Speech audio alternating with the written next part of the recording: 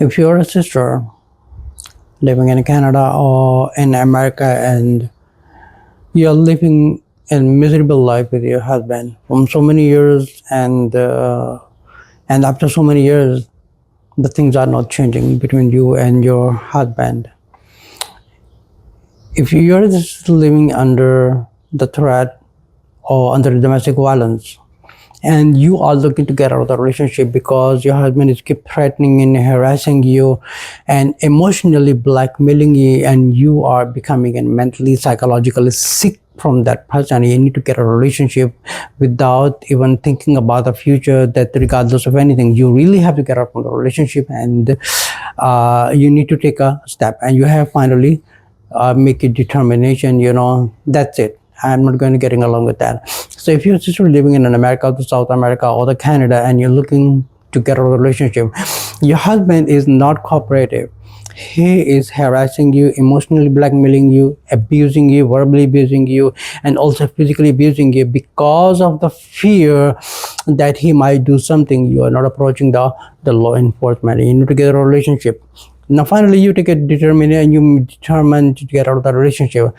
You contacted the law enforcement. You got an OP, which is like an order of protection from the husband, and he's being removed from the family, or you are being removed from the family, and the government has given you a shelter with you or the children. If you have a children, they might give you the shelter or anything, and they try to come to work out with the social workers and they help you out, and you have a DV report, and at the same time after so many years you have filed the uncontested and the contested divorce in the civil court of an American law.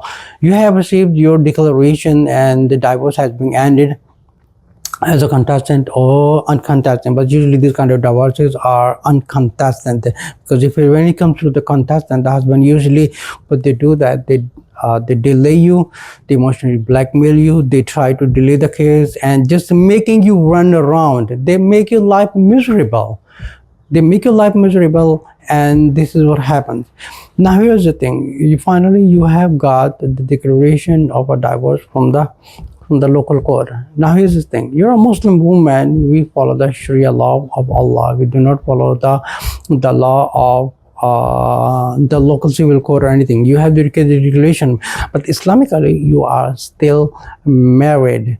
So the procedure, if you're living in Canada or the USA, the procedure to get out of the relationship, to have a mentally relief from the bondage of the Sharia, you have to contact the Imam or the Mufti, who issues you official a document that shows that from this effective date you are being Islamically divorced.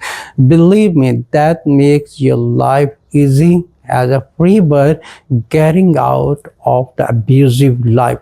So what happens when you get out, you want to get out of the relationship, you have to contact the local Mufti or the Sharia Council or the Sharia board.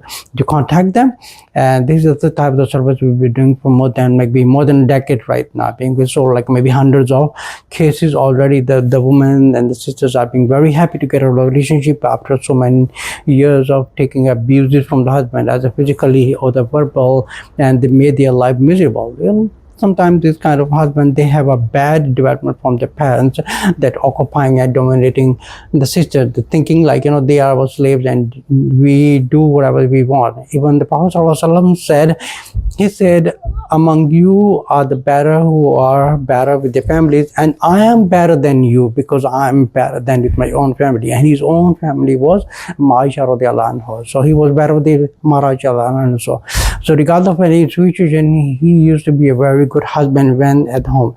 He used to be a very good leader when he is outside. He used to be a very good family person at home, working by himself, supporting Aisha radiallahu anha. So this is the type of the relationship we hardly have in 21st century right now. Very hardly. There are rare cases, but alhamdulillah, there are good families also. There are also the bad development of the raising of women's side also as well, and also at the husband side. So but anyways, you're living in USA and Canada, you want to get a relationship, you contact the Sharia Council of America, you file your petition of Faskh Nikah. What is a Faskh Nikah? Is basically you tell the Sharia Council, okay, this is the whole problem I have, and as an evidence, you have the reports from the law enforcement and OP and order of protection, and you also have a domestic violence, and also you have the report from the social worker, and also you have the report from the civil court. So these are all the evidences that you do have a bad history of a relationship with the husband, that this is not get along. So when the ancestors, they file the petition with our office, and we investigate, and once all the documentation, everything is completed, the file come to me, and I go through the entire file and go through all the evidences and everything. So based on evidence, if he has enough, if the sister has enough evidences, so it doesn't take very long time. But usually in a Khula cases, it takes actually a little bit longer time, maybe a week or 2 weeks or something, depends on how husband is cooperative. But in the matters of when it's a Faskh nikah is easier than the Khula, because in the Faskh nikah you do have the evidences of domestic violence. You have the evidences of a civil court.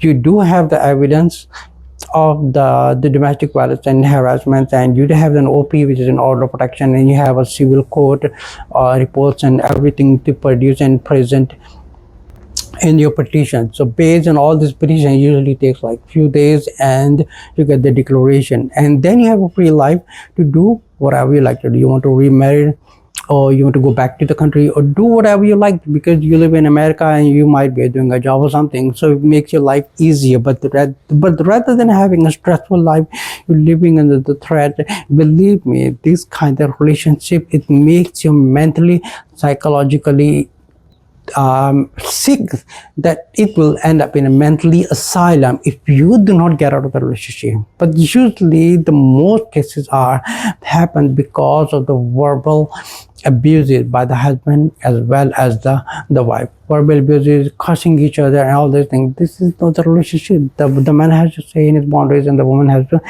stay in her boundaries, and the relationship makes a beautiful. But mostly in the most cases, it happens usually because the woman has a verbal attacking the man, and the man has an anger problem, so they get fight, and things go more worse and worse, and then shaitan enjoys with that. So all the root causes is because how the woman was being raised in her family, and how the man was raised in his family. How is he taking care of the wife, and how the wife is taking care of the husband. If they both of them have the conflict, and sometimes come to the extent where they want to physically attack each other, beating each other, they end up both in a jail, astaghfirullah, in America and Canada. But it's more worse in other countries. But if you're living in a foreign country like in Canada and America, things are more easy, because you can simply contact the local Sharia council, and you talk to the Mufti, you talk to the local judge, and just tell them this is the problem I have.